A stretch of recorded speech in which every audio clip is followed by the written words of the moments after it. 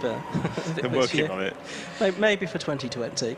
Over the line has just gone the Almera and 106 battle, which is still pretty absorbing. That's heading down into shot at Copse Corner and turning its way through the right-hander now. That'll be heading back down towards you. Just to run down on the class leaders as well. Kevin Dengate obviously leading Class A and overall. Class B being led by Peter Urseg. Class C being led by Pete Seeley still in his MR2, and Class D now by Richard Baxter in the Mazda MX-5.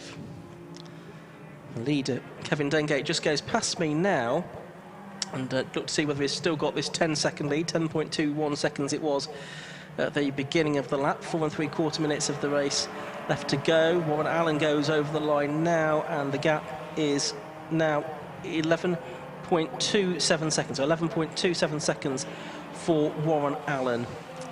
So he's lost a second that time, has Warren. But in the course of such a long lap, that really is fairly minimal.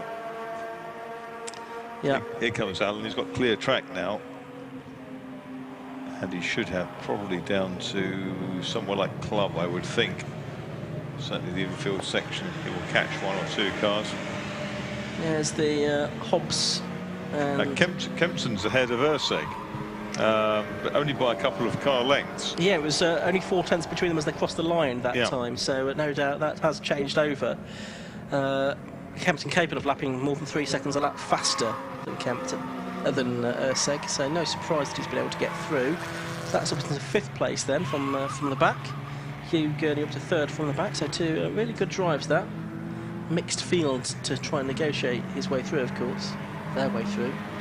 Still this battle, it's Hobbs back ahead of the Almera now, of Cogswell, and so nice little Hobbs we've seen out in stock hatch in the past. He's also raised this car in hot hatch this year. I think I'm fairly sure he's also had it out down at Coombe on 1 or 2 occasions as well, and last year or 2. So there, nose to tail along the Wellington Straight up towards Brooklands for the final time. The battle here for 19th and 20th, but no less intense than anything else out on track. It's brilliant, isn't it? Because these are 2 relatively low-cost cars, and they're being driven absolutely brilliantly, top peak of their potential. Yeah. Well, that's the glorious thing about road sports. You've got some much more expensive Porsche Caymans and the like up towards the front of the field, and you can still have an equally good time and not be very much slower, actually, driving a little 106 or an Almera, and you might be battling for 19th or 20th, but there's still class prizes to go for. You're gunning from a Nissan Almera one-make class, aren't you? Well, absolutely. We'll see if this is the latest development from Giles Greenbridge's book of potential new championships and series. Fertile no-goers. We shouldn't joke. Someone somewhere will have thought of this Nissan Almera Championship at some point in the past. Chris Heathcote's out of the race, I'm afraid. Oh dear. The 172 Clio was going pretty well. He was there in 16th place. Hector Heathcote reporting for duty, as he used to say. 172 arriving. Yeah, and he's bumping his way along the grass there, trying to keep out of trouble, out of harm's way. So we are now into the final 2 minutes of this race, so we're working the final lap now, we think. Dengate having extended his lead to 12 seconds. There he is on screen now, down the Hanger Straight. And in towards the right-hander at Stowe, just behind the Mini that's back out, isn't it? Which is the Robert Rees car. So it was in for the pits for a long while, that one, but it's back out now. There's the Almera on screen, 213. And he's just behind Hobbs now, and behind him is the 118 car, I think that is. There's something in the road there, I noticed, just a bit of detritus. But I missed it. There's Dengate then sweeping his way through Abbey towards Farm, and shortly we're back into your site at Village, Marcus. Yes, absolutely. And here he is. A couple of he's got the Almera, and here's the Almera to overtake next. And he gobbles it up in a straight line. Yeah. Gives it a good wide berth, which is the sign of someone really thinking about respecting other people who are dicing on track. Yeah, so it's Kevin Dengate then heading through Brooklands for the final time. He'll be out in that car again later, shared with Chris Lovett, I think, in the Club Enduro. But going solo for this one, heading into Woodcote then for the final time. The checkered flag should be made ready, and at exactly 40 minutes, that's very nice timing indeed. The checkered flag goes out to Kevin Dengate then, and he takes a relatively comfortable win here. Second place car is just coming through Woodcote Corner now. That is the 165 of Warren Allen, the winner from Donington Parks. We've had 6 races in road sports this season and 6 different winners. Kevin Dengate adding to the roster.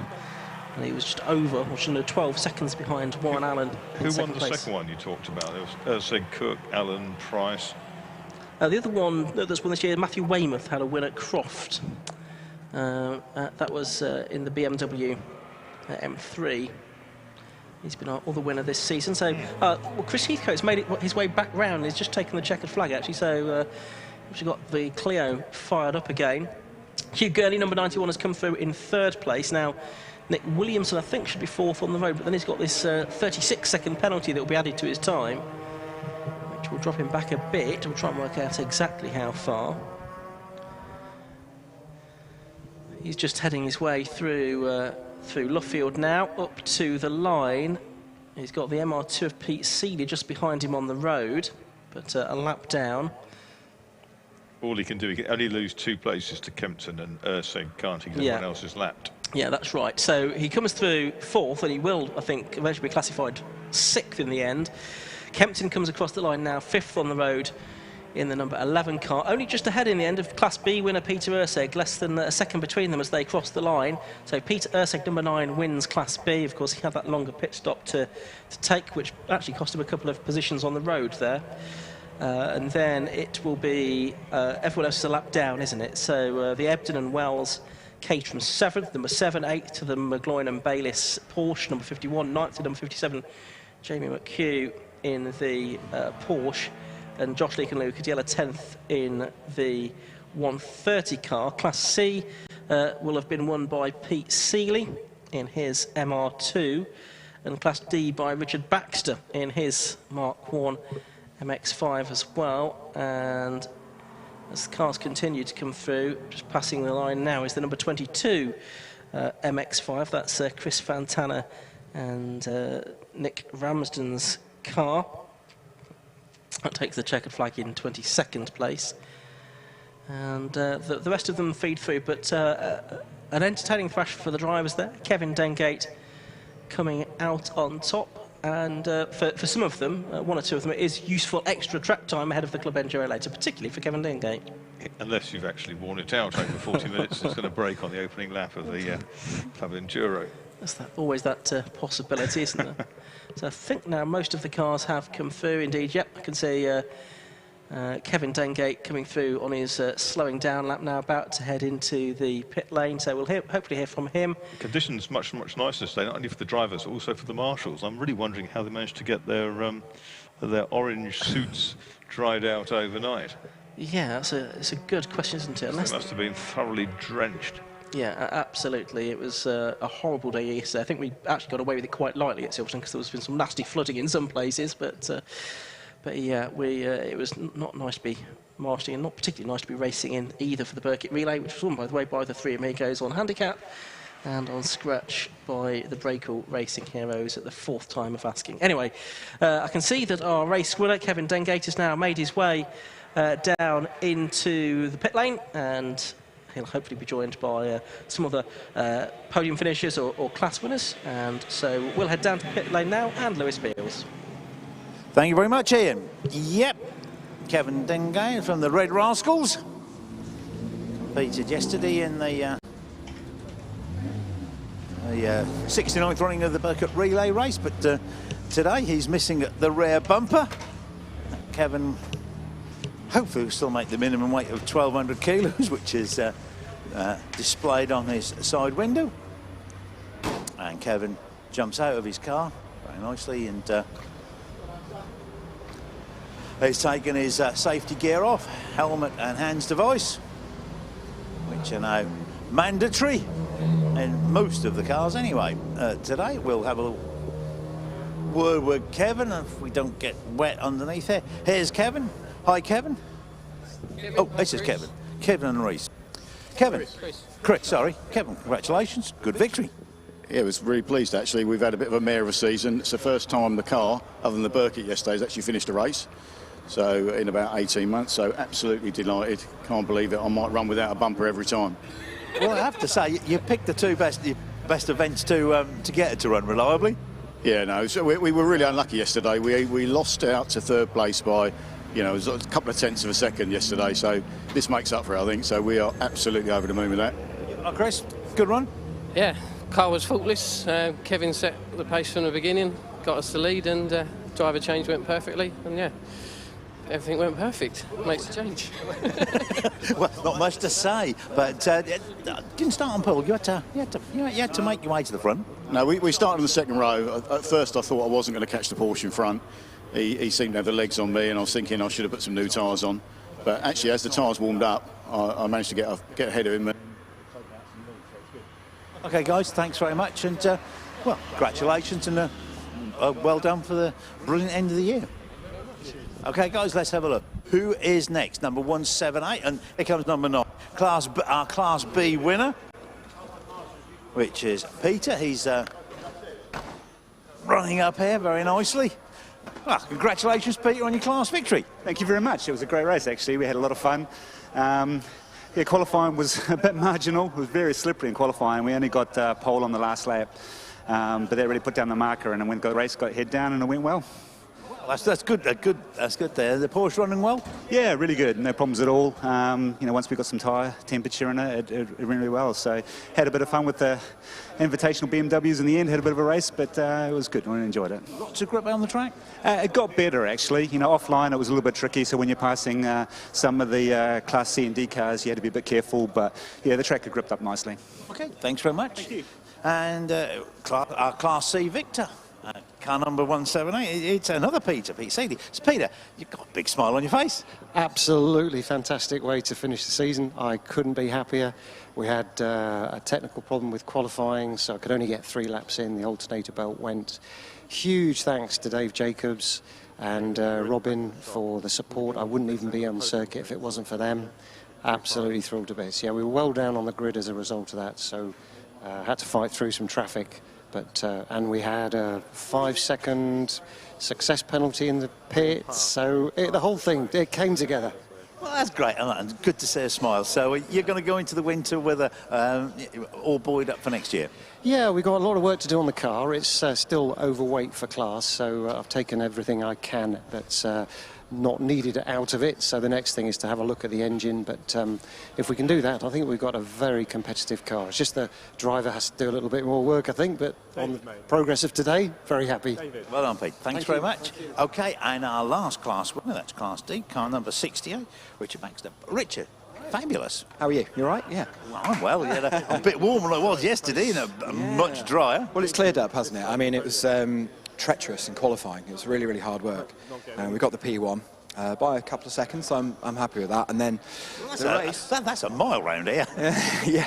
And then the race, well, I mean, I had a great time with an orange Peugeot 106. I don't know the driver's name, but we had a really good tussle for more than half the race. So really enjoyed it. It was good fun.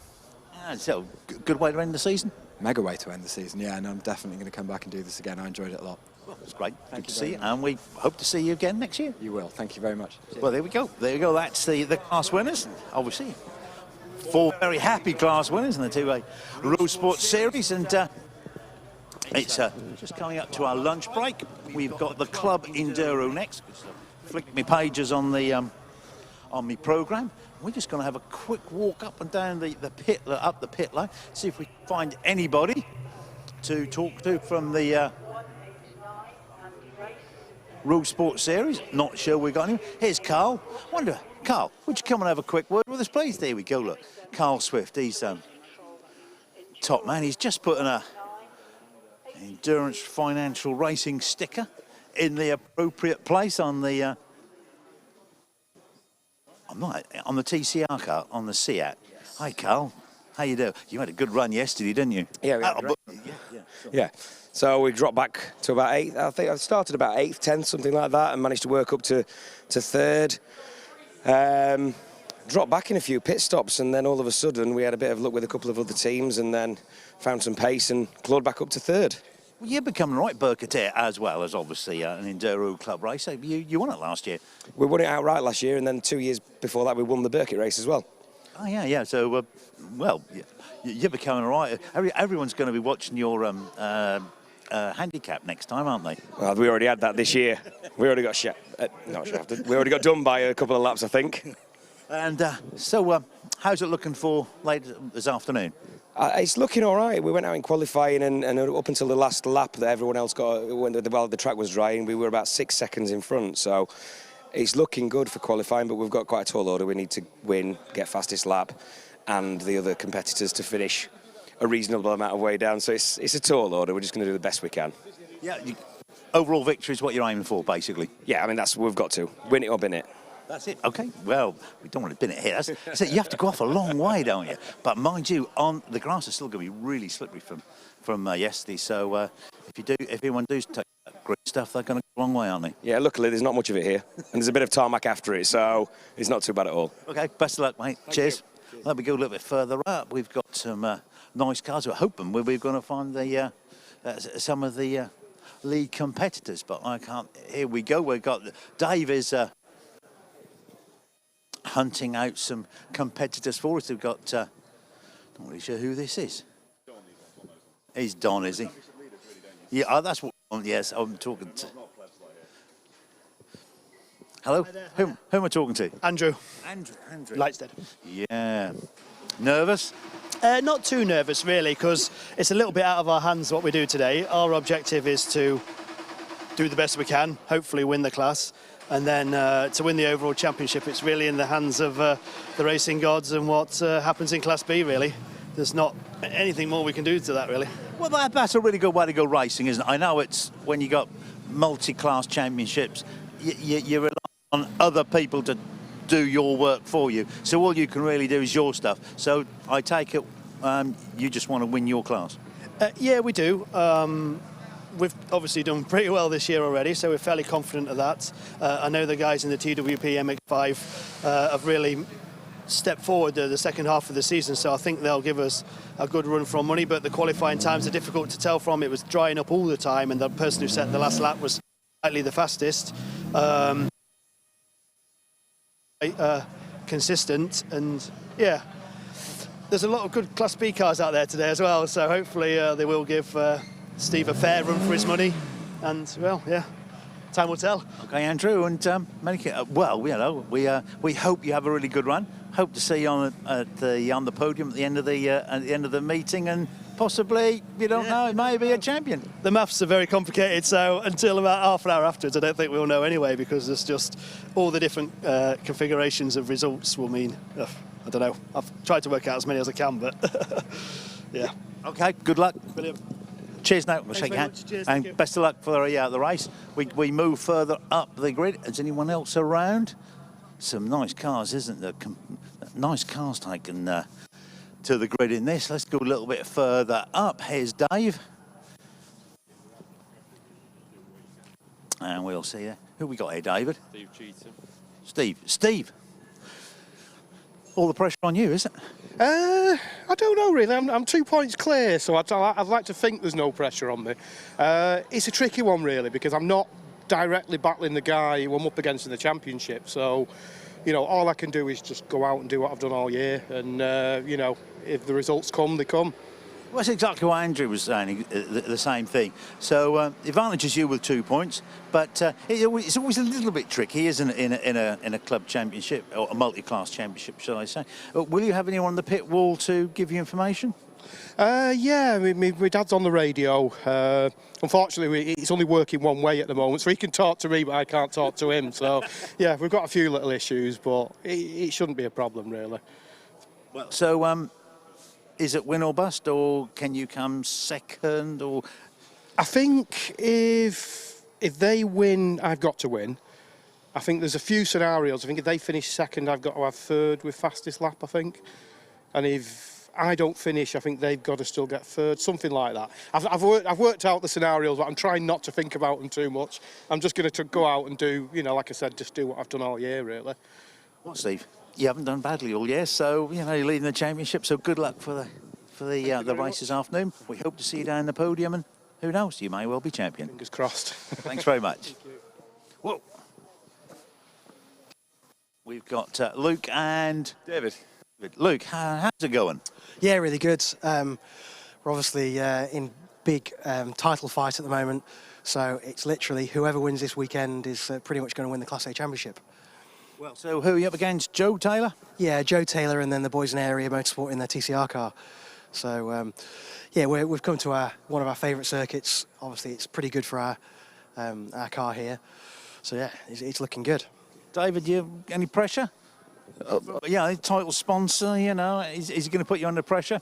He always puts me under pressure. Luke demands perfection in everything he does. He like the car that he set up for you, it's all that's on his mind, and that's what's been on his mind all season. So I'm hoping that we can do him credit and bring it home this weekend. Have the Disney fairy tale ending.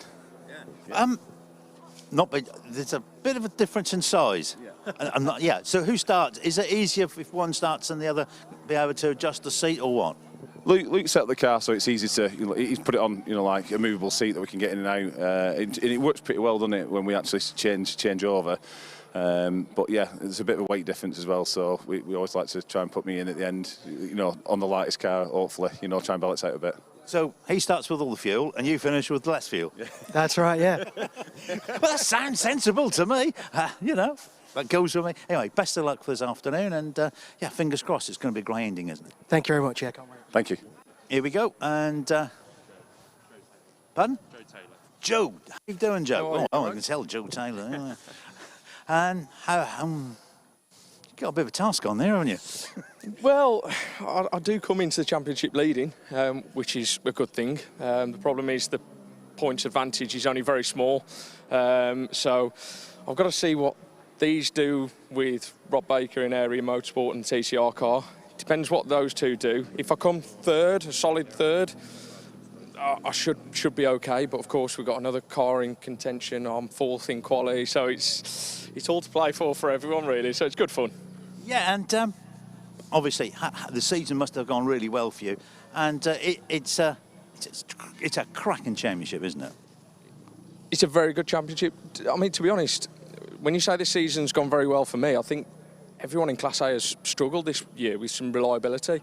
So the first round I didn't even do because my second child was due. The second round we didn't finish. So we went into the third round at Spa with 0 points on the board, and then I somehow end up at the end of the championship going into this final race, with a marginal lead. So we've all struggled in Class A, to be fair, which has made it really exciting because there's 3 of us in the hunt for this, for this final position. So yeah, it's been great fun. Really enjoyed it.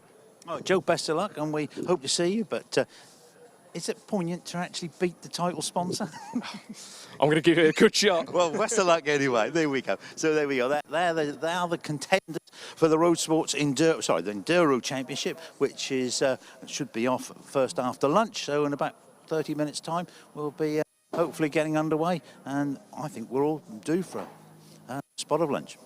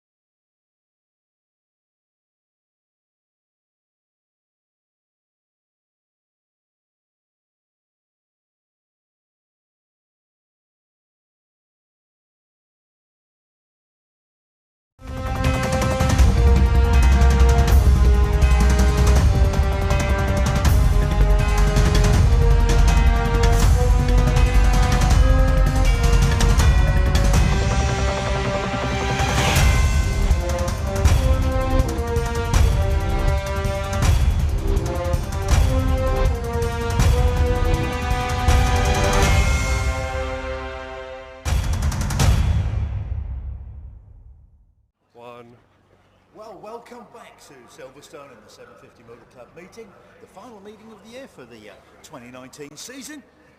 For the club that is actually celebrating its 80th year. We've got the Club Enduro Championship on track now. We can hear just coming out of the Parc Ferme, or collecting area, should I say, and about to line up on the grid. And I have to say, it's all to race for, as the overall championship is being disputed by Steve Cheatham and Andrew Lightstead. So over to Ian in the main commentary box.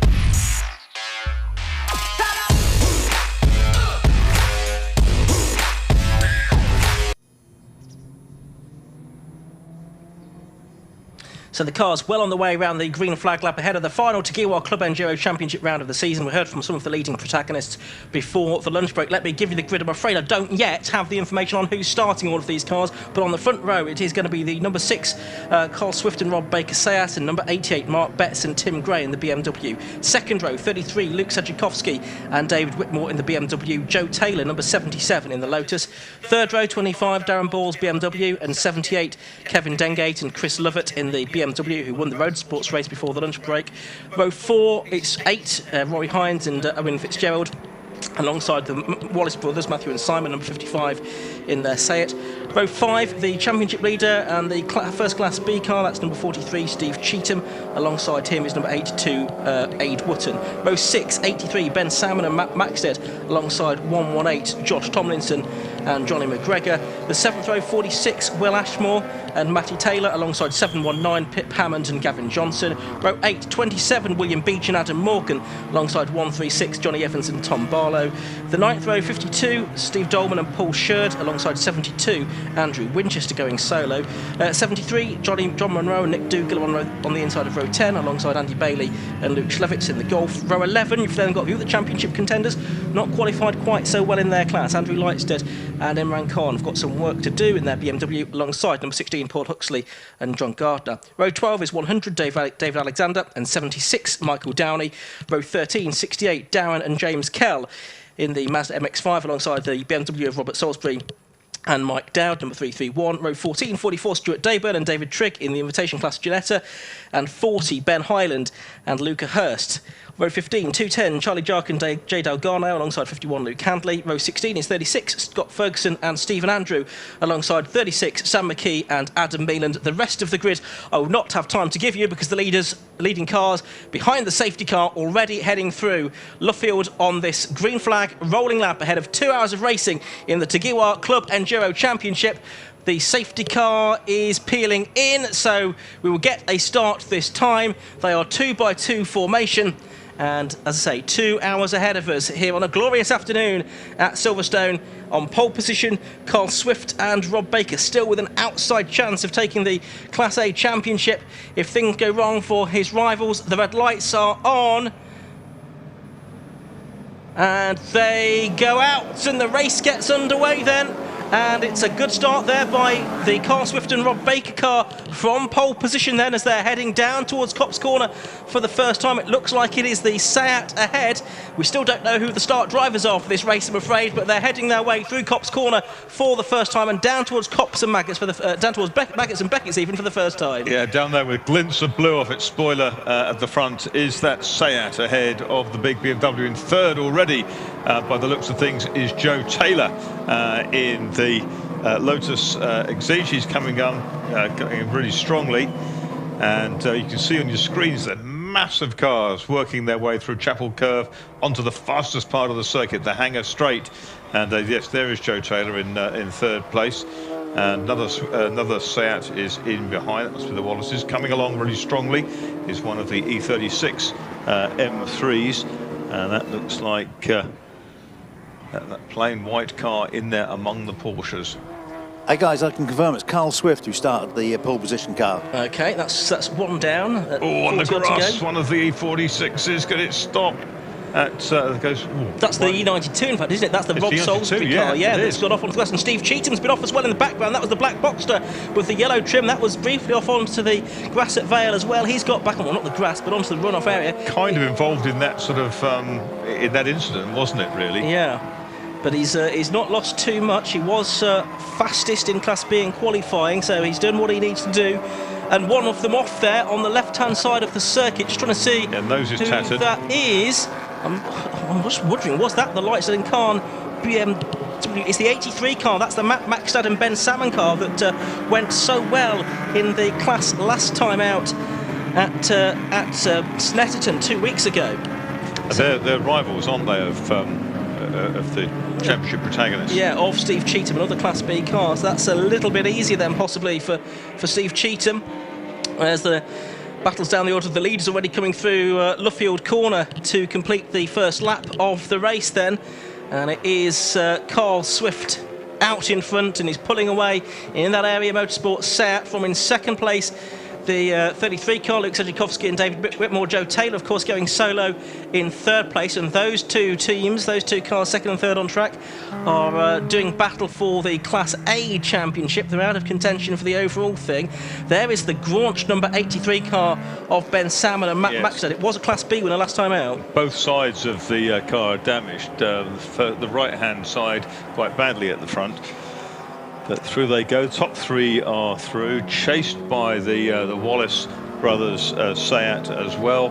Behind them is Darren Ball, then Rory Hind, and then it's the Mark Betts and Tim Gray, number 88, ahead of Pip Hammond. Hey guys, I can give you one or two more. David Mercer started 41. Rory Hind started number 8. Mark Betts started number 88. And Luke started the 95 car. Back to you. Thank you very much indeed for that, Lewis. That's Mark off. Yeah, that's Mark Betts and Carl Swift, who started on the front row then. Mark Betts sharing that car with Tim Gray, who no doubt will be the quicker driver, so we'll see how that comes second. It's a late model Mazda off, isn't it? MX-5 by the looks of things. Yeah, possibly so. There is the car we're talking about. That's Luke Schlevitz in the number 95 car that he's showing with Andy Bailey. He's got the Dayburn and Trigg Ginetta, which is an invitation class car, going around the outside of it at the moment. So down towards the Vale they come, and in towards Club Corner for the first time. Lewis? Yeah, 83's just pitted here. That's the Ben Salmon Matt Maxted BMW.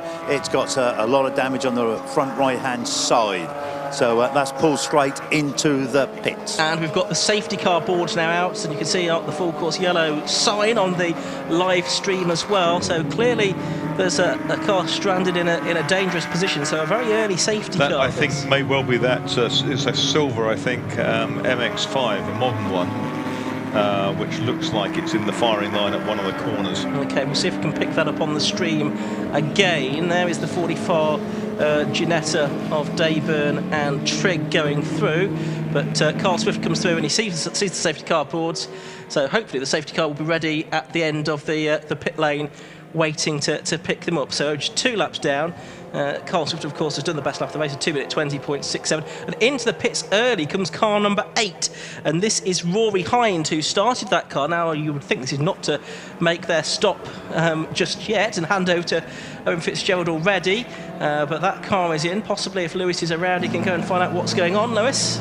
Looks as though the wheel nuts are being torqued up on the front right-hand side. And I can tell you now that I think they were loose, Rory came in at terrific rate of knots, I have to say. Yeah, looks as though he's got loose wheels. Let's have a look at the back ones. They're all being checked. Kevin Maxted he's got his ear wrench out, and Rory looks as though he's in. And there's another car that's heading down the pit lane towards you as well, Lewis. That's the Mark Jones and Robert Taylor Seat. That's just heading past you now, I think. OK, I'm about to go up there, so I'll get back to you. OK, back to you. Thank you. So safety car is still out. We've not had all of the cars catch the safety car train, but you can see the 750 Motor Club McGann is leading them around and down the Hanger Straight at a relatively sedate speed. So the last couple of cars, which look like the Will Ashmore Matty Taylor Civic and also one of the Clios, are the ones that need to catch up to the back of that train. So I imagine they've had some dramas somewhere. Steve Cheetham in 43 is lying only 3rd in class behind the Pip Hammond and Jonathan Evans cars. Yeah. Hey guys, 9, 3168. Yeah, the 48 car. Let's have a quick look. 48, just been told that it's Robert who's behind the wheel, and he's been off at Luffields, and there's kitty litter being pulled out from underneath the car. So it doesn't look too badly damaged, not getting out of there because I'm about to go. So that's the 48 car. OK, thank you. Yes, just to continue what Marcus was saying about the situation with the championship leader. So Steve Cheetham 3rd in Class B and 12th overall. Class C, it is Lightstead and Khan, who are the challengers to Cheetham, who are 2nd in Class C at the moment. So they've had a better start, respect, in their class than Cheetham has in Class B. They've moved up to 2nd behind the number 40 car, which is the Ben Highland and Luca Hurst Ginetta G40. So they've made a good start. Another car to have come up the grid there as well is the 41, the David Mercer machine. That's the BMW M3, because that only qualified down on row 18 of the grid. So that's one that was out of position, really, after qualifying and has moved up the order. That's a Class B car. But as things stand, it's a reasonable first lap or two for Lightstead and Khan as far as the championship is concerned. David but Mercer, a long way to go. Former Le Mans racer. He was. Also club racing before that, and then the international sports car man. Drove such things as a BMW M1, one of those wonderful 450 horsepower M1s at one point. And then historics with all manner of cars, Formula Ones, Group C, Spice as well. Here we go, there's the Mazda being hooked out. Yeah, is that the TWP car? Yes, it is. That's the car, the Class C car, the car that I think qualified fastest in Class C, the John Munro and Nick Dougal car that is out of the race.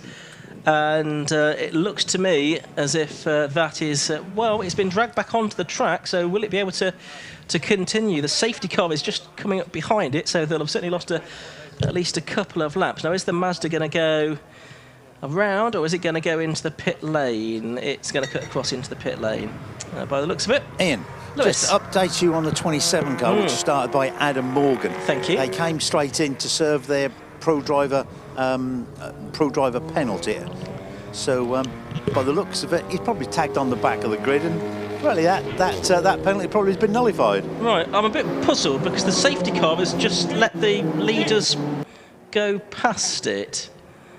With the yellow flag still waving, so I'm not quite sure what has gone on there. Right, so they hadn't picked... Right, what has happened is they hadn't picked up Carl Swift and Rob Baker. They'd picked up Luke Sedgwickowski and David Whitmore, hadn't they? And so now they've got to let everyone, apart from Carl Swift and Rob Baker, go through to get this race started again, because it wouldn't really be very satisfactory, would it, Marcus, to start the race with effectively Carl Swift and Rob Baker nearly a lap ahead. That wouldn't be appropriate. No, that's right. That's right. Lewis. Yes, John Munro's just in with the Mazda, and as you can see, probably on the screens, there's an awful lot of kitty litters being dragged out from the car. By the look of it, it's superficial damage. Nothing looks too bad. So that's the update on the 73 car. Back to you guys. Yeah, that's a shame because they'd really raised their game, as Andrew Lightstone was saying, towards the second half of the season, and had qualified well here. They were the fastest off the Class C cars this morning. Although there was, yes, they were indeed in their Mazda MX-5. So a great shame that that's not been converted into better result. Right, now we do have, I think this is... That's the Renault Megane ahead of the... yeah, it's now picked up Carl Swift, hasn't it? The leading car, so that's right. They've now got to wait for everyone else to catch up. So I imagine they'll drive at a relatively sedate pace. So we're on lap 5 now, aren't we?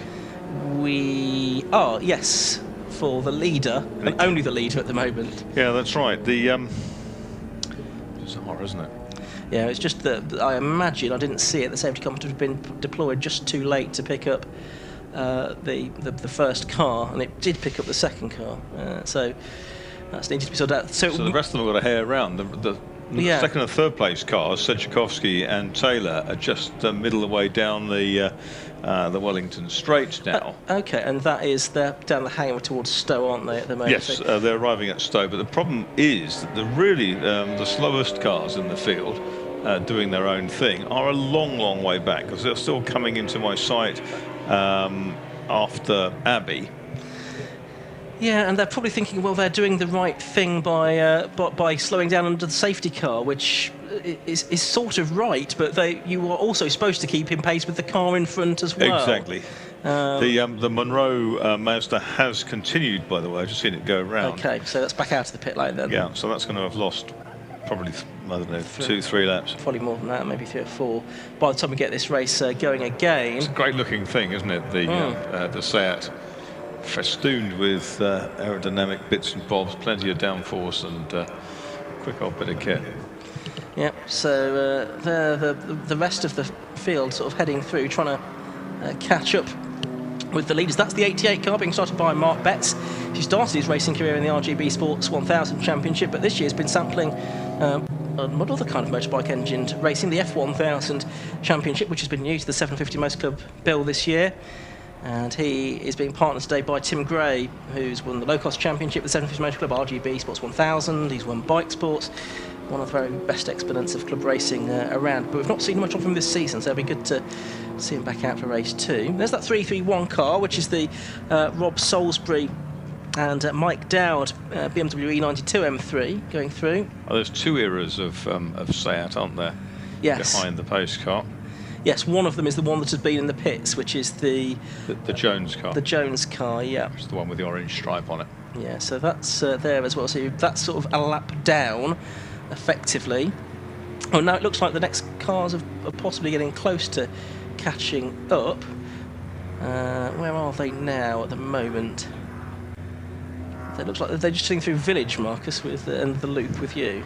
Yeah, there are some cars, yes, here. The lead car is here, behind the pace car. They've slowed right down, and the Wellington Straight is the ideal opportunity for the pace car to do about 30 miles an hour, with a view to its observer being able to look out of the back window and say, actually, we've now got 20 behind us rather than just 2 or whatever. And crucially, they have got the sort of other leading contenders, haven't they? Yes, they do. Just behind those 2 back marks that have been into the pits, though. Yeah, there's probably 10-ish cars there, and here come the rest, led by... Oh, and there's a spinner there as well, behind the safety car. What? Quite. Is that the Sheridan Dolman car, which is actually Class B? It's showing on our paperwork as Class C. It's actually a Class B car. Where did the car spin? I think it would look like it was around Farm, possibly. Okay. Anyway, safety car lights are out, which means that we are going to get back underway this time. 14 minutes or so into this race. So you thought the safety car was going slowly. Carlsworth's got even slower, but it's gone now. He's accelerating away, and with those back markers behind him, this is absolutely ideal for him to really steal a march on Luke Sedgwickowski and David Whitmore here. Well, it looked like he might get an advantage of a lap and let the safety car let everyone through, but as the green flags wave to get the race back underway, then it is Carl Swift. Yeah, because he's got the leading. Total Control Racing Jammer car effectively behind him, hasn't he? Because that car wasn't allowed to overtake him. No one else was allowed to overtake, but they couldn't overtake the lap car either. No, exactly. So he's got himself a really good lead out of all this. Yeah, so that's well done by Carl Swift. Yeah, here comes Swift. There's Swift into the corner, into Beckett's. There's Jones. And there's Sedzukovsky, who's got Wallace behind him, Joe Taylor in behind him, and then the black BMW with all the green contrasting stripes on it. Car that's moving up well. Is that Darren Ball? Yeah, I think it might be. Yeah, there's 3.9 seconds between the first two cars at the beginning. Look at this, they've just not even caught the Jones car, have they? No, which is not a slow car in its own right, so it won't. It takes some passing. He used it really well. Yeah. Then you've got the Wallaces, Matthew and Simon Wallace there in fourth position at the moment in another Seat. So there's a bit of a Seat fest going on down at Stowe Corner. He's in the driving seat, as opposed to the driving Seat. Hey guys, Lewis. Yeah, we just got. I'm just doing a couple of interviews in between. Tim Gray, I've got Tim here, who's sharing Mark Betts. That was a bit of a start to the race, wasn't it, Tim? Yeah, so really exciting. Rolling starts are always great, aren't they? And particularly with a grid like this. Yeah, with the. I think we got got some noise back again. Unusual to see you in something like a tin top. Yeah, well, you know, I'd never say no to driving anything. And so, you know, Mark kindly asked me if I'd drive with him this weekend, and me and Mark are good friends. We've been racing, you know, together in one way or shape or form for a long time. So, for us to be able to get out and have a race together, it's for us today is just a real bit of fun and a giggle and see where we are and what happens, and then make a plan for next year. Low cost RGB bike sports. Have you done any saloon car racing or much? Not at all. Making it up as I go along. Yeah, I saw you in one of those Pragas as well, haven't I? Yeah, that's right. Yeah, we've done quite a roof. That had a roof. That had a roof. Yes, yeah, maybe not tin, but but yeah, you know, Prague's been going well this year. Few ups and downs like anything, but no, you know, today focus on learning how to drive a tin top. And yeah, make it up as I go along and see how we do. I bet you'll do really well. Great to see you back into 750. Fabulous. Hope you have a good day. Fingers crossed. Thanks a lot. Okay, back to you guys in the comms box. Did you see, Ian, was it the 311 or 331, I think it may well be, outbraked itself into Vale again? Yeah, that was the Salisbury and Dowd car, wasn't it? Again, yes. So making a habit of that. Meanwhile, there's been a black flag being shown to David Mercer, who I talked about a few moments ago, having made a very good start, but he's getting a black flag. It looks like, if I get my binoculars out, where did I put them?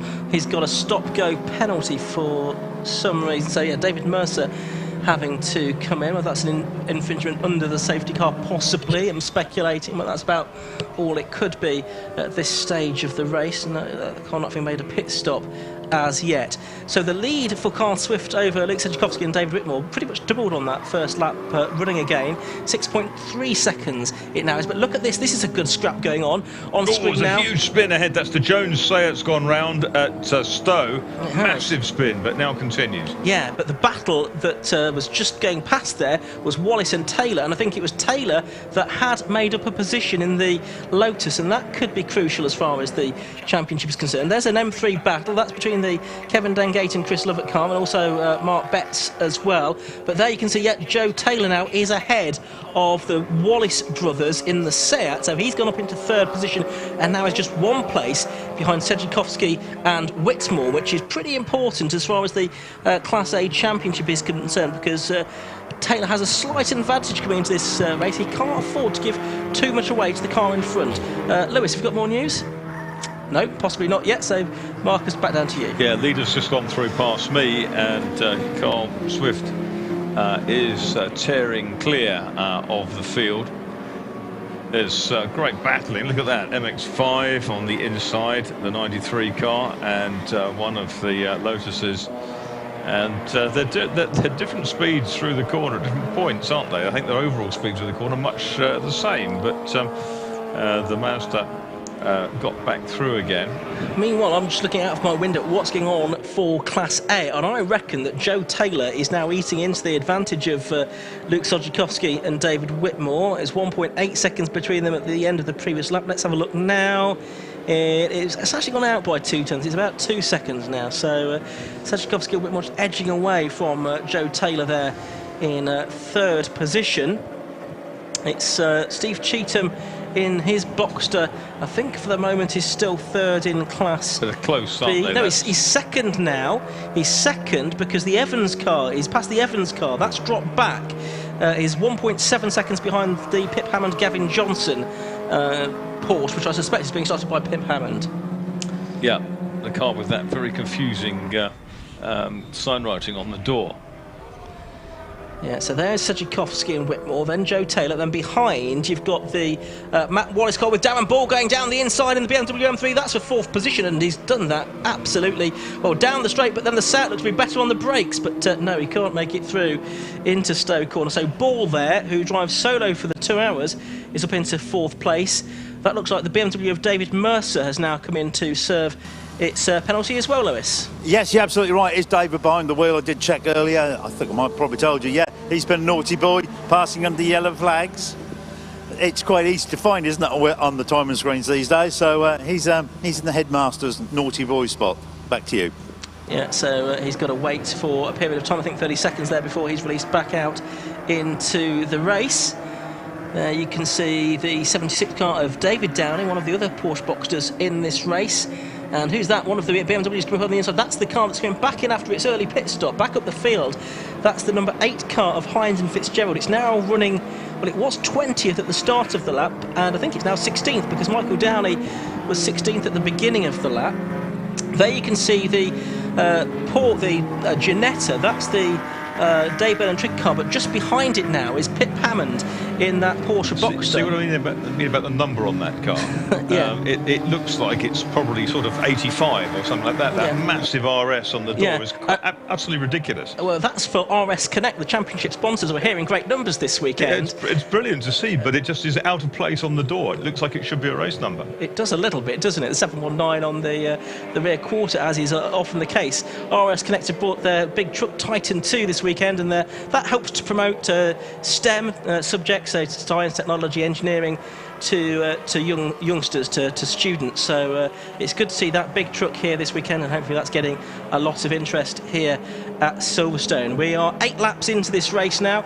Carl Swift now 5.9 seconds clear of Luke Sejikowski and David Whitmore, who've just done their personal best lap, a 2:23.10. We think it's probably Luke Sejikowski out there. That's what he said he was going to start. Yeah, exactly. Before. So he's there at the moment, and it's now 1.9 seconds back to Joe Taylor in third. So that lap, Taylor did close in a bit because he's actually done the best lap. No, not the best lap. His best lap of the race, a 2:22.94. There he is on screen now, heading down the Hangar Straight. Got Hammond and Cheetham now together in the two Porsches, and that is the tussle for that class lead. 719 ahead of 43.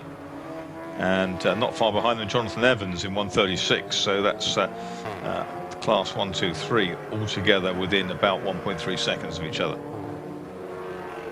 Okay, I do have a few more start drivers now, so I'm going to run down these marks. If you keep an eye on the screens to see if anything happens while I'm looking at this, I can tell you it's Matthew Wallace that started car 55.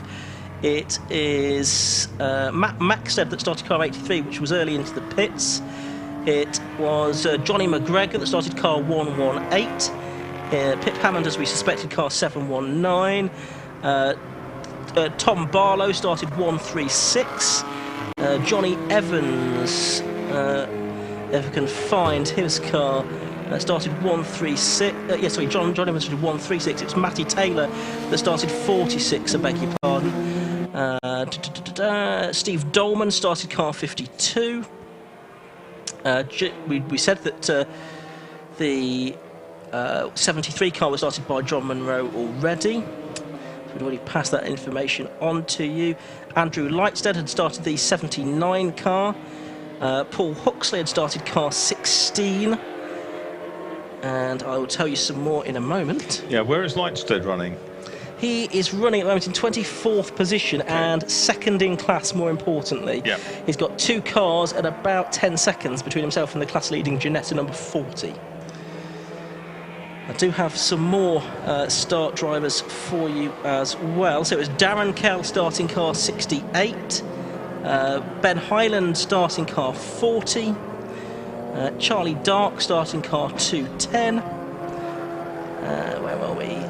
Then we moved down to Scott Ferguson starting 37, Sam McKee starting 36. Lewis has got news for us. Yeah, the 93 car is in the pits, and not good, I don't think. It was Russell Templin who just brought it in with a gearbox issue, so that may be 93 end of the day for them. Back to you. Yeah, so that was the next car I was going to tell you about, actually. Robert Taylor, though, started car 48. David Mercer, as we said, started 41. Steve Summers started car 66.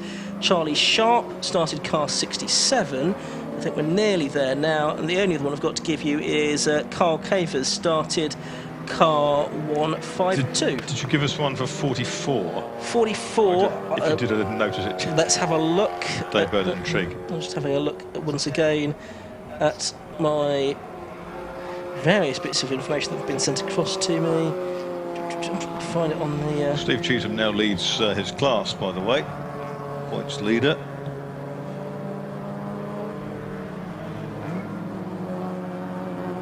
Okay, right. Finding the right piece of paper. No, we didn't know the start driver for that one, so I didn't give you one, is the answer, because we don't know who it is. It was Trig at Snetterton, wasn't it? It may well have been. Anyway, 26 minutes into this race now, and it's Carl Swift leading the lead. He's gone on back out again to 7.1 seconds, 1.9 seconds back behind Sedgwickowski is Joe Taylor in third, Darren Ball fourth, Matthew Wallace fifth, and Rob Salisbury, despite a couple of offs. That's also another one we didn't get to start. No, it's Rob Salisbury or Mike Dowd starting, actually. So we'll go with Salisbury. He's there in sixth place. Class B, yeah, as you said, I think, Mark, Steve Cheetham now ahead of Pip Hammond and through into the lead of Class B. So that's looking good for the championship as far as he's concerned, because so long as he does better in Class B than Lightning Khan managing Class C, then Cheetham will be champion. We thought at one stage he might wrap things up at Alton Park. Do we have success balanced in the form of penalties in the pits? No, there are no pit stop penalties in this for sort of previous success or anything like that. So it's all a straightforward stop. They have to have at least one mandatory 3-minute stop in the course of a 2-hour race, but there's no penalties for previous success as there is in road sports. The only exception to that is, I think Lewis already mentioned that Adam Morgan, the British Touring Car Championship driver who's sharing the Civic with number 27 Will Beach.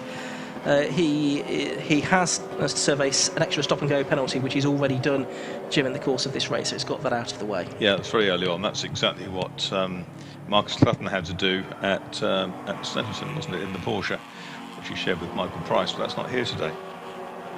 No, it's not, and if you remember, they did make a bit of a Horlicks of that, didn't they? Because they had to stop twice in the end to serve their penalty. I was going to preserve their dignity. Yes. They did it once under the safety car, but it does have to be done under the green flags, and it can't be done in the last 15 minutes of the race either. So Rory Hind in the number 8 car up into 13th place now, having made that stop. And lapping 2:22.01 is the second best lap time, isn't it, after the race leading team at the moment. So after that initial problem, they're storming their way back up through the field. That's a fairly innocuous looking M3 as well, isn't it? No, it looks reasonably sort of standard, doesn't it? And no garish livery, just a plain white car more or less, but it's very effective, clearly. The leading car is just making its way back around towards me, and it is about to put a lap on one of them, but on the screens at the moment we've got a couple of the lower class cars. You've got Ivor Mayers there, that's another driver, I'm not sure who's starting that car, whether it was Ivor Mayers or Andy Waters, the ace preparation expert, and just behind that is one of the MX-5s, and trying to figure out who that is. That's Justin Newnham's MX-5, number 125. So those two, both Class C cars, battling over 33rd and 45th position at the moment, making their way down the Hanger Straight towards Stowe Corner for the, well, in their case, the 11th time. Most of the field coming through. I think we have probably slightly in excess of 40 cars, but 40 of them fit nicely onto my two screens here. It's difficult to pinpoint sometimes the two similarly liveried Seats, the cars that are running first and fifth. Yes. 5 and 55. No, they're not easy to tell apart, especially in sort of quite difficult conditions like this. Bright sunlight, yeah. Yeah, absolutely. There was a moment a while ago when the sun disappeared behind a cloud, which was actually quite a relief here in the commentary box, because it meant I could see things for the. I managed to go and dig my sunglasses out of the car at lunch break, which was absolutely inconceivable to be yesterday, wouldn't it? Absolutely. Barely got light yesterday. Yeah, it was the ice scraper that we needed this morning. Right, into the pits comes the 95 car. That is the car that was started by Luke Schlevitz. Now, where's that running? It's running in 20th position. That's one of the Class B cars. So it's dropping down the order. So it's a bit early, you would think. Only 30 minutes into the race for it to be a scheduled stop, but maybe a problem there on the Golf. Already Hind into the top 10 now. Well, that's an excellent effort, isn't it? And the gaps of the car into the cars ahead of him, 3 seconds, 4 seconds, 1 second. So he should be able to pick almost a car off a lap at the rate he's going for the next few laps, because he is lapping quite considerably faster. 3, 4, 5 seconds faster than those cars ahead of him at the moment. Another of the Exiges or Elises dived around the outside of a BMW into Beckett's that time, and it might have taken the driver by surprise. 37 car of Scott Ferguson's into the pits. That's one of the Mazdas. As there on screen, we can see our championship leader, number 43, Steve Cheetham, who's been racing now for an awful long time. This car, though, was built in 2012, originally to race in the Porsche Club Championship. Steve was the 1997 Porsche 924, sorry, the 2005 Porsche 924 champion. Is the news from Lewis down in the pits? I thought there may be for a moment, but obviously not. Ian, sorry. Yes, go on. Yeah, I'm sorry, I just got myself a bit confused there. Yeah, the 95 car has just come in, and it doesn't look very good. There's a strong smell of gear oil, so it's either a drive shaft or gearbox has let go in the Golf GTI of Andy Bailey and Luke Switch. However, back to you. Yeah, OK, Luke Schlevitz and Andy Bailey there. That car into the garage, which has the looks of it being a terminal problem there for, doesn't it? Gearbox or a drive shaft, you can smell it. Yeah. So I think Lewis has still got his mic open. Hopefully he can close that. There we go. And there we have on screen the cars as they head down into Copse Corner to start another lap. Just under 90 minutes of this race left to go. 70 became the number. Can't see the number on my screen, it's so sunny. The Dengate car, 78 is that? Yeah, it's got up ahead of Robert Salisbury on the previous lap, and they're being hounded down now by Hind.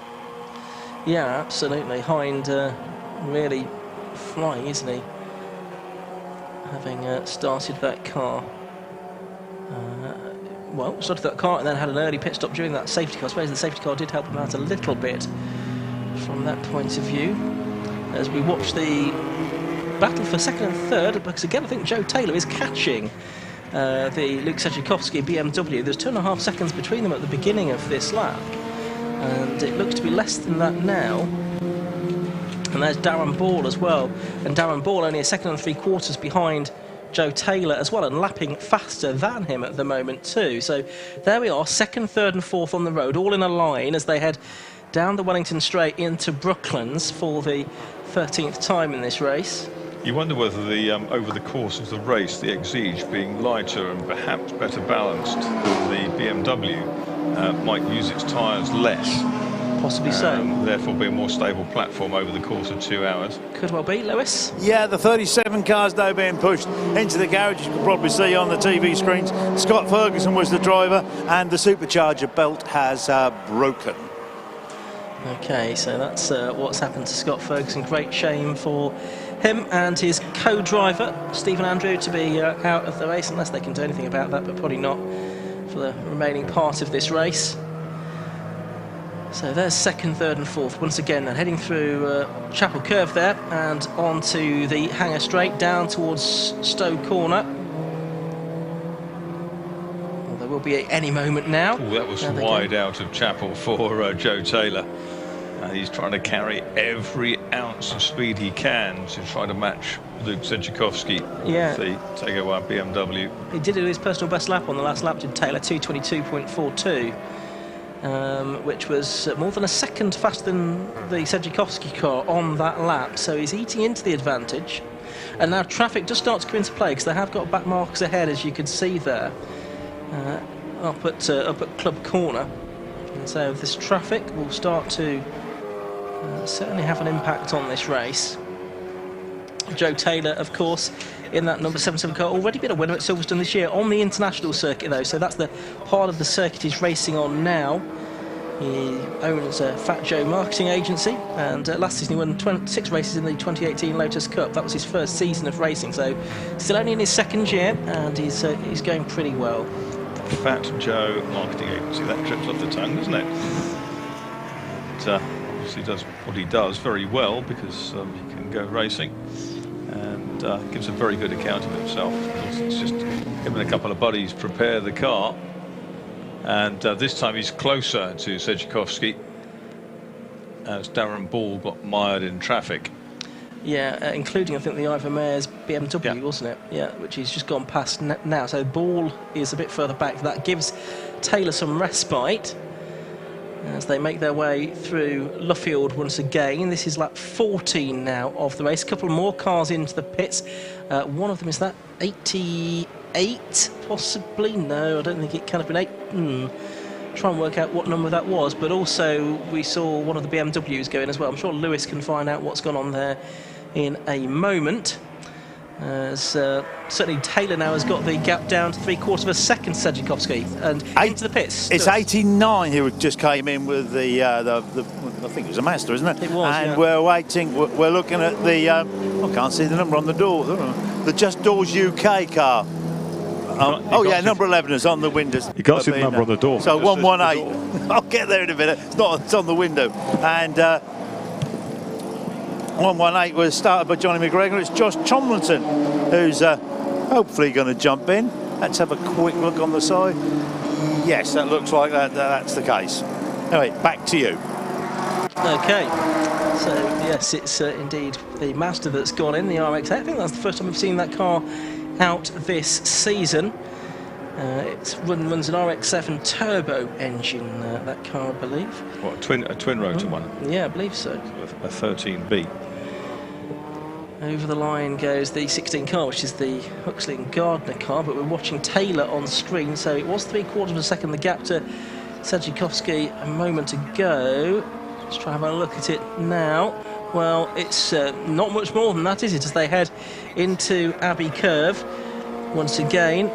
Still, yeah, only about 3/4 of a second, I would say, as they head through the left-hand at farm and down to the right-hand hairpin finish, and they'll be into your sight now. This is the area where the Lotus, with its twin spotlights peering out of the radiator grille, is in its element, because it's really nimble, and he sweeps out to the outside in an attempt to cut back under the BMW, coming back out through Aintree. He hasn't got the grunt quite to do that. Guys, just to update you on the Mazda, its gearbox is overheating, so they're just going to let it cool a little bit in the pit lane before they go and do another so many laps, and probably that's going to be in the order of the day. Do so many laps, come in, and then let it cool, and then gearbox was often the weak link on the RX-8 Mazdas. We did the 24 hours here in a fleet of them one year, first, second in class, which was good, but very easy to damage the gearbox. Right, Sedzikowski and Taylor, there they are. They've just gone past my commentary box as well. They're bearing down on one of the little MX-5s as well, down into Copse Corner. The gap was almost exactly the same as it was on the previous lap. They did identical lap times, in fact.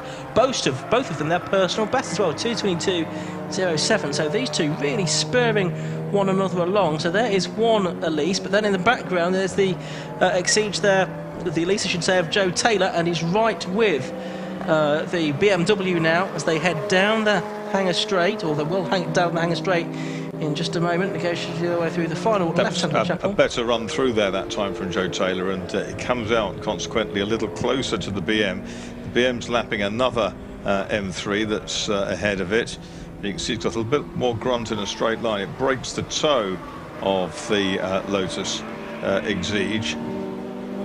Yeah, that in fact is the Sam McKee 328i that they've just gone past, which still has its road plates on. It's still a road legal car, that one as well. Oh, it's going to be tight through there because the other Lotus is there too.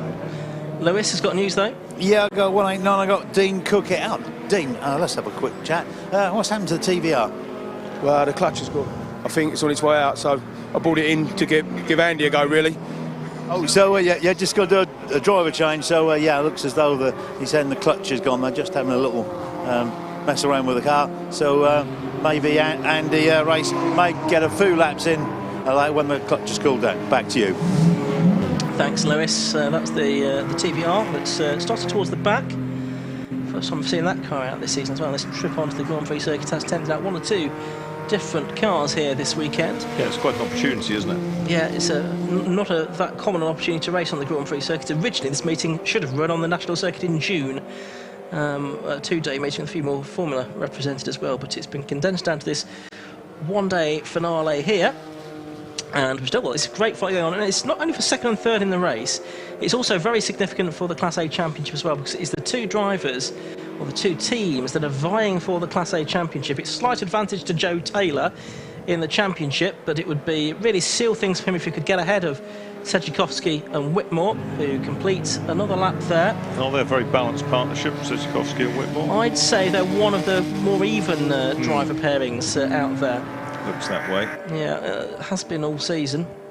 44 car, the Ginetta there, looks to be smoking a bit. The Dayburn and Trigg Ginetta, the invitation class car, in that it doesn't quite fit the eligibility rules for the Club Enduro Championship, but nevertheless it's been out for much of the season, and it's been a good match, but it's looking a bit poorly. Is it just bodywork leaning on the tyre, do you think?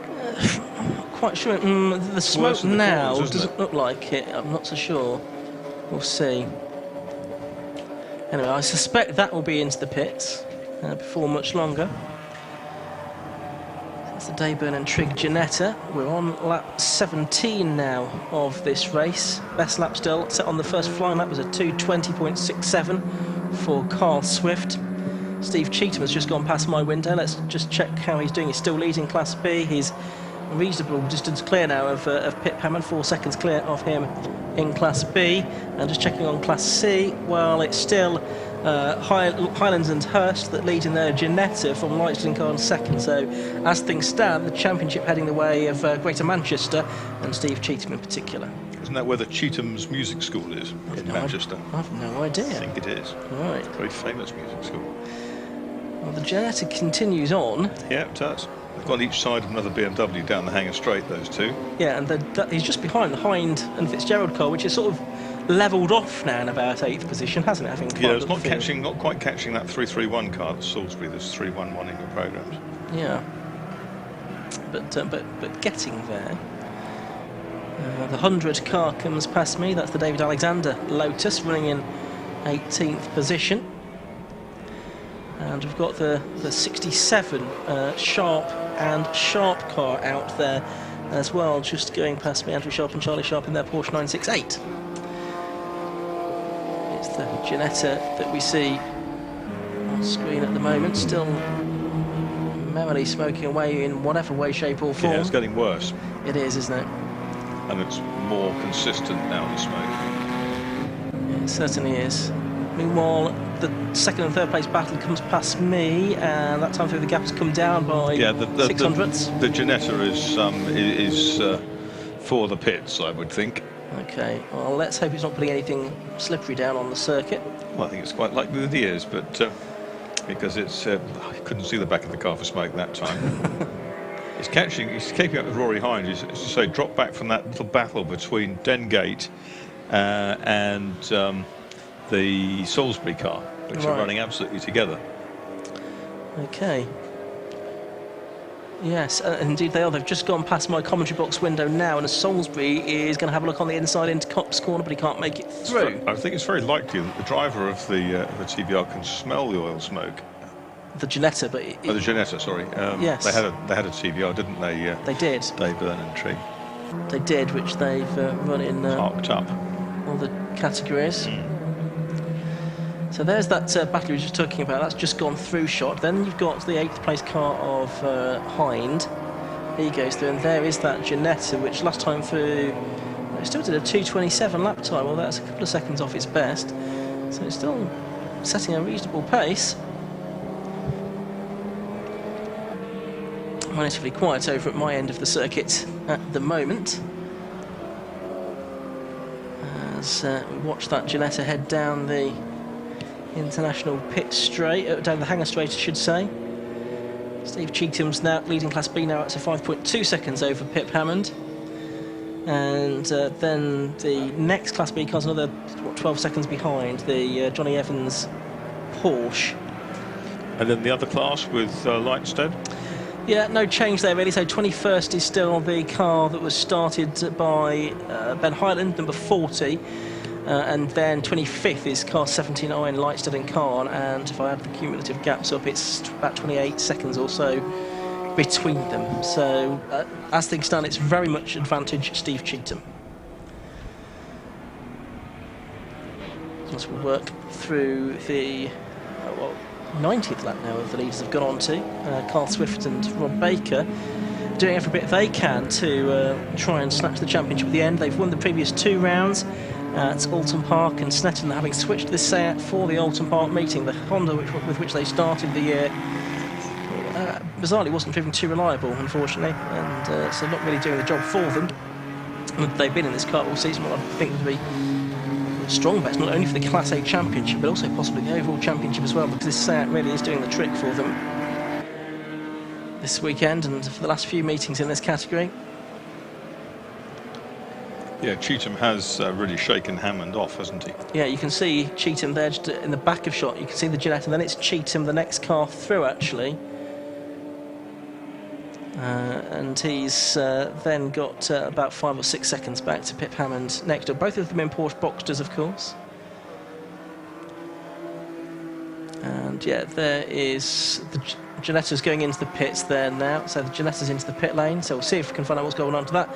But Steve Cheatham goes on to start another lap. There in the pit lane, we can see the Ginetta heading down pit lane after smoking merrily for the last 3 or so laps of this race. But it looks to be possibly out of it now, unless there's something that they can do to get that car back out. We'll possibly hear what's going on with Lewis in a moment. More than 46, now 47 minutes of the way, so getting up towards the halfway mark in this race. We had that one early safety car period, but nothing since then, thankfully. The 6-hour Burkett relay race yesterday was blighted by, I think, 8 safety cars we had altogether, and 2.5 hours of eventually 5 hours 40 minutes were run behind the safety car. Such was the appalling conditions we had yesterday. So there's the Ginetta in the pit lane. Some attention at the back of the car, I can see.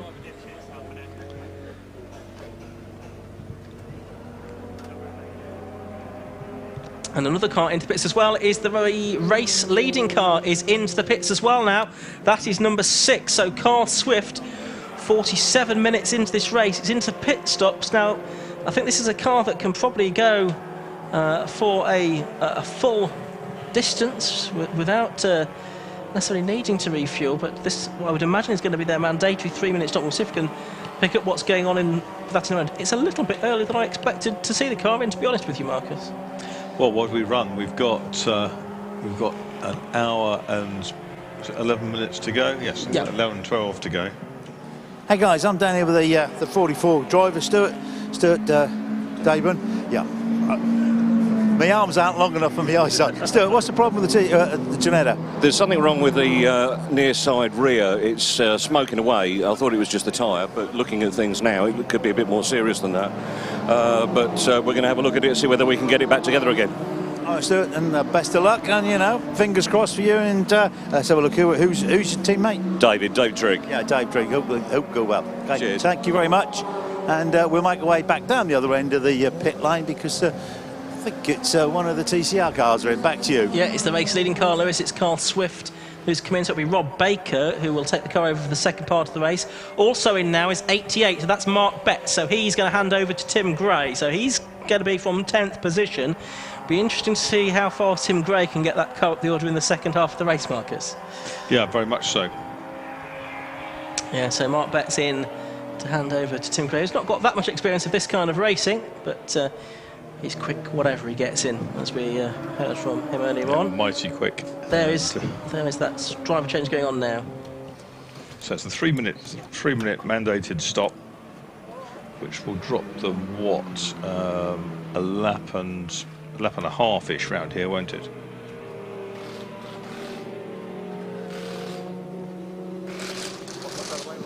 Lewis is down there, I think. Yes, just to fill you in, the same thing as you can see on the probably on the camera is that the BMW Mark Betts Tim Gray BMW, the 88 car, being refueled, and nearly there at the moment. It's not obviously hugely important to have the quickest refueling kit, because with 3 minutes you do have time to easily refuel it and change your driver.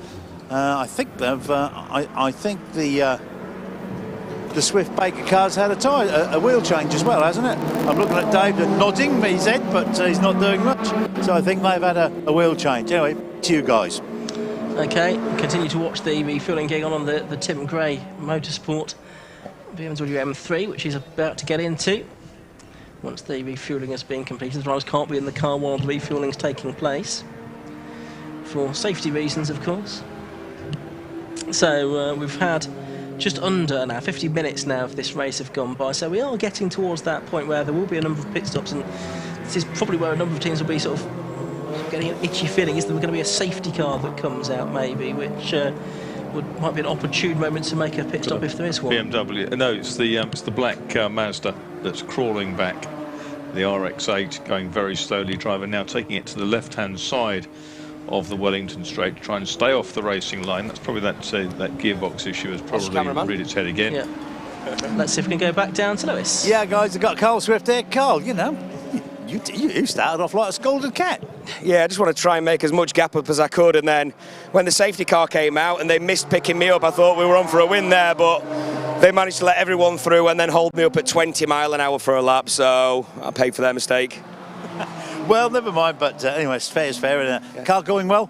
Car's going well, but we just got a puncture. That wasn't a planned stop. Ah, that was a puncture, was it? Yeah. Which corner? Right rear puncture, which I found out through quite a fast corner. So we've got that on. We've pit stopped outside of a safety car, which isn't ideal, especially if everyone else gets one. But other than that, we've lost nothing if they don't get a safety car stop. Okay, best of luck to you and the boys. Thank you. There we go, so that's the update. They got a puncture. So that's why they came in early, but over to you, boys. Okay, I did think it was a little bit earlier than I was expecting Carl Swift to be, and I thought he might do just a little bit more than half of the race, rather than about 10 minutes shy of half of the race. Look at that number 8 car, Rory Hind, back up into 6th place. He's got ahead of Dengate, but and he's close to Salisbury. 2:21.81 now they've done as well, so that's a very quick lap. Second fastest lap of anyone out there, Lewis? Yeah, well, I got Mark Betts there. Mark, good session in the BMW? I quite enjoyed that. It's the first time we've raced it in 2 years, and the first time we tested it this Monday, and baptism of fire, really. Well, it's a good series to come into, and you got a good co-driver. He's pretty good, I think, from last time I checked. I think he should enjoy himself, though, now. He'll make some places up, hopefully. That's enjoyable. Well, that's a good thing. The starts are brilliant. Well, as well. The start is just fantastic. So you're enjoying yourself? I did, for once.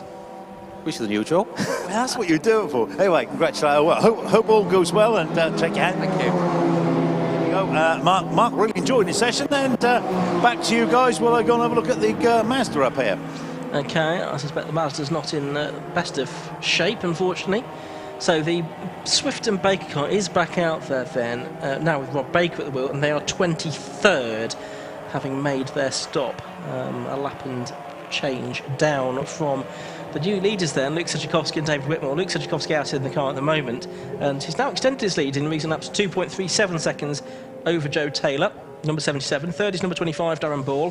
Fourth is number 55, Matthew Wallace in the Seat. Fifth is 331 car of Rob Salisbury. Sixth is the 8 car of Rory Hind at the moment. Then 7th is 78 Kevin Dengate. Then our Class B leader and the man who looks to be on course for the championship, number 43, Steve Cheetham. He's 8th overall. 9th is 719 Pip